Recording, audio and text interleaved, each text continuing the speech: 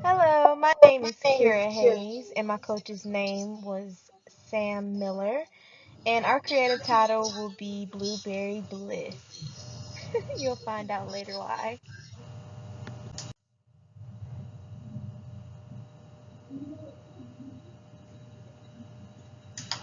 Oh yes, and this cake is from Nothing But Cakes. I don't know if they have one in Greensboro, but there is one in Winston. They're like literally the best cake place ever, so you should definitely check them out one day. So when it came to me and Sam's first session, we mostly focused on my mental health and the balance of that. And I wrote down while we were discussing, the overall gist of how to maintain that happiness during the stress because we already knew that this semester would be extremely stressful, and I just didn't want to be susceptible to getting depressed all over again like I was in the beginning of COVID. So one of the main components to me really trying to stay in trying to become or evolve into a better leader was most importantly me maintaining my health and staying hydrated and just making sure that my lifestyle reflects the goal of what I'm trying to reach. So that was like one of the most important things for me, and the cake was just literally like I only had the cake 2-3 times only because I didn't want to eat too much cake, but that was my prize, my chubby prize, the cake. And then I put proactive because I wanted to stay proactive in my schoolwork, but as well as, fulfillment that I have outside of schoolwork, which is my art. And then also developing on my strengths and my talents while teaching rather than looking at what I'm lacking right now because of, just the unorthodox semester that we're in.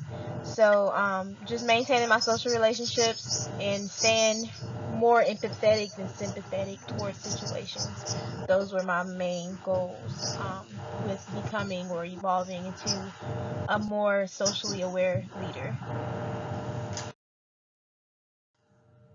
Opening up to dig deep and talk about my strengths and weaknesses throughout this semester was extremely difficult for me because I had to more so dig deep on what I needed to learn and just all of what I'm lacking right now. It was hard for me to, I guess, pick apart what I ultimately need to focus on.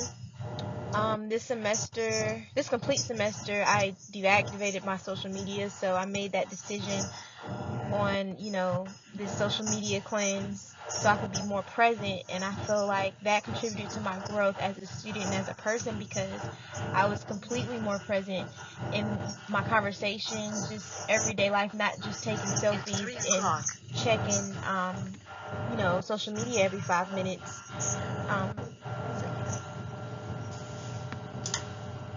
My social media cleanse also allowed me to be a better leader by being a more active listener.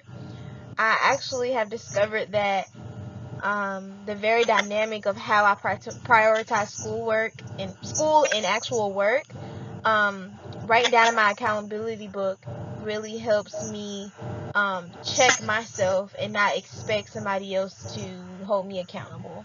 So that was mainly my accountability book has really helped me record my growth because I'm sure that I've grown each semester, but I never really stay consistent with logging it down. So just seeing how insecure of not even saying insecure of a student, but more so of an anxious student coming into the semester and getting through the semester, I'm kind of at peace with knowing that everybody had to go through trials and tribulations to get through semester. It's not just me. My social media cleanse also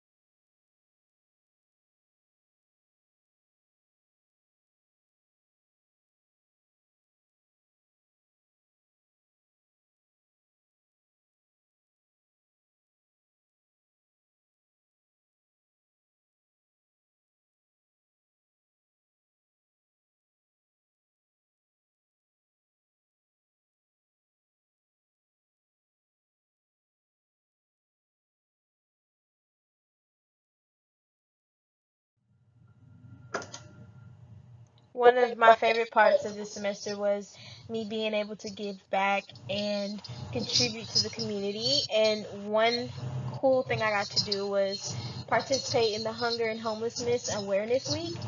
And I was there basically all day, just showing my work and I guess promoting what the whole gist of the show was, which was basically, talking about homelessness and awareness. And my pieces that I picked out, I felt like were well, one was powerful and the other was kind of showcasing what or how people feel when they do have money and the how money validates some people, although money is not or does not equate to happiness. So that's the conversation that or the dialogue that we started when I participated in this show. Another thing that I was very privileged on participating in was donating a painting for a lupus fund. It ended up being auctioned off for the child's hospital expenses, but it was a very memorable experience for me personally because the child had just found out that she had lupus.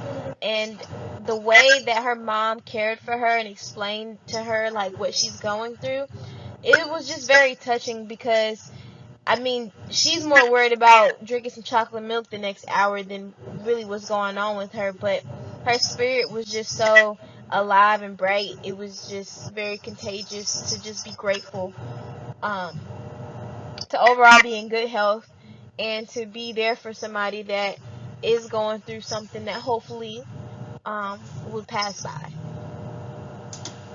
Another thing that I was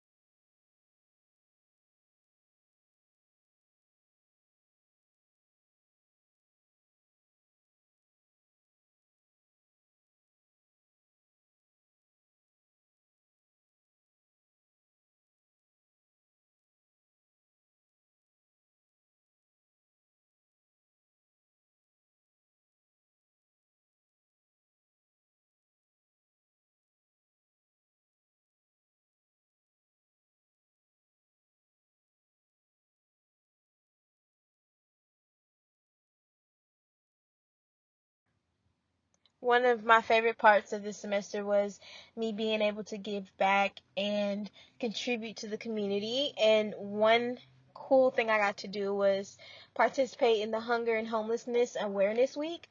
And I was there basically all day, just showing my work and I guess promoting what the whole gist of the show was, which was basically, talking about homelessness and awareness.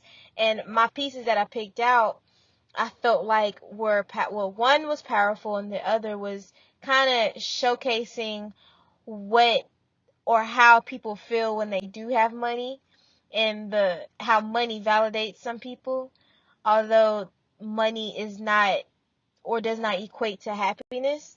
So that's the conversation that or the dialogue that we started when I participated in this show. Personal motivation for me is maintaining my healthy diet, staying on track and accountable for things I need to get done that day. So I put the Apple Watch just to symbolize me staying on track and on time. And my accountability book, of course, because I've been writing my business plans, teacher lesson plans, like so many things are in that book is very important to me. So that's more so my personal motivation because that's my social media right now. I check that every morning and I check that every night. So um, those three things right now are my personal motivation to become a better leader and better student right now. Future targets are on my time management and active listening. I understand the significance of being present and how the downfall of procrastination will get you nowhere. I intend to furthermore develop my confidence by inserting myself in difficult conversations and settings such as the classroom, because right now it's intimidating for me to teach online. So just more so exerting myself more into the lessons and knowing that everybody knows that I don't know what I'm doing right now. So I might as well just get through that little hump so I'll get comfortable enough to be an effective, engaging teacher. Another future goal I have is to maintain my grades, keep acquiring more experience in my internship, still maintaining or trying to implement art into my routine and continue making time to keep that joy of my life included, because once I get too worked up with schoolwork, I forget to do things that bring me fulfillment. Another thing is proper mindset and balance. Um, just balancing work and school ultimately, and then taking opportunities to be more social and progress in my personal growth.